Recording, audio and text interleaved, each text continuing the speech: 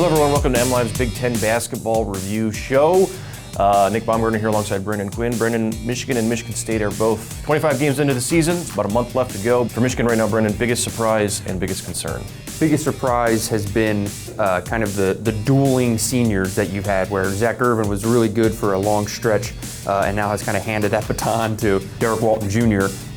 Derek Walton is playing as well as anyone could have ever hoped in the last 4 years of him being here. He is now the guy that everyone thought he was going to be. That is the biggest surprise in the sense that he's reached this level, but the fact that they also can't kind of piece the two together, that you thought they were going to be able to work kind of in tandem, but they haven't synced up yet. Right. Biggest concern right now for Michigan going forward?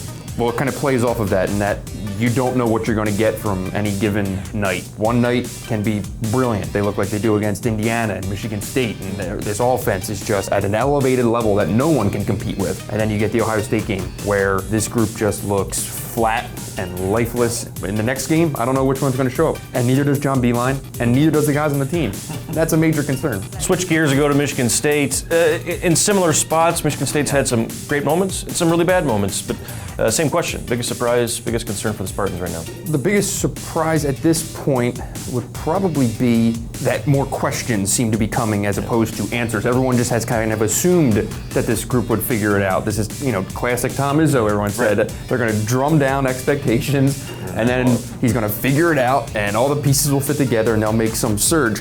Well, now it's February, and there's 4 weeks until the NCAA Tournament, and with passing games, more questions seem to emerge. The point guard question right now is probably the biggest concern because that seems to be the key to finding some kind of consistency. So we'll stick with Michigan State over the next 7 games. What's it going to take for these guys to get over the hump, plus the Big Ten tournament, get into the tournament? Well, at some point, I think the rotation still needs to be defined a little bit better. Tom Nairn played 30 minutes against Michigan the other night. At this point, you're starting to think those should probably be Cassius Winston's minutes, even when he's not playing that well. They have to find consistency from the pieces around all those guys. They have the benefit of having a lot of bodies who can do it on any given night, but sometimes things can really get out of whack with this group, and their half-court offense can look really, really poor, and a lot of that starts with the point guard position. Same question, what's it going to take for the Wolverines to, it seems like a taller order almost at times. What's it going to take for them to get into the tournament?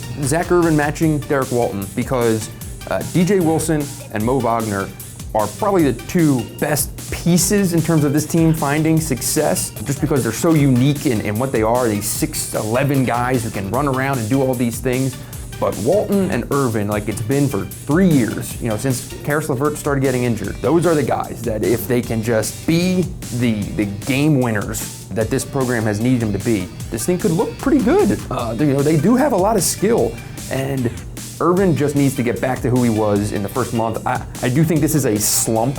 He just right now seems like a guy who needs to see some shots go in. So as February heats up and kind of gets down right to the nitty-gritty, who's going to win the league here? Wisconsin is still the favorite with a bullet. That's just a team that knows how to win games at a level that no one else can really compete with. Purdue does have a win over them. It's a shame that the way the Big Ten has broken down this year, they only play once. Between Wisconsin's experience, between its coaching, between matchup problems it creates with guys like Happ and their ability to post up at every position, I can't see them losing. It's not a matter of teams beating them. It's a matter of Wisconsin losing at this point.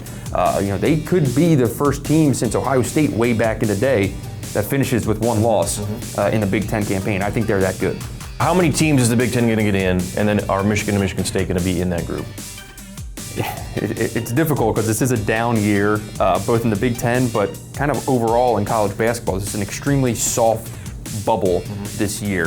Joe Lunardi used the word historically bad. They got to pick 68 teams. At the end of the day, the Big Ten is probably still going to get, I'm going to guess, 6 teams. Right now, I think Michigan and Michigan State both ultimately get in. I think they both finish in that 10-8, 9-9 area, grab a game in DC.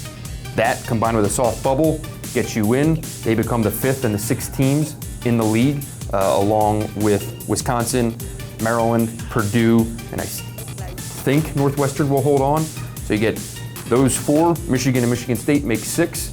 Maybe someone grabs the 7th, but I'm going to put it with those 6 right now. All right, that'll do it for the Big Ten basketball review. We'll be back in March to see how this whole thing winds down and then see if Michigan and Michigan State can get in. With that said, for Brendan, I'm Nick. We'll talk to you guys later.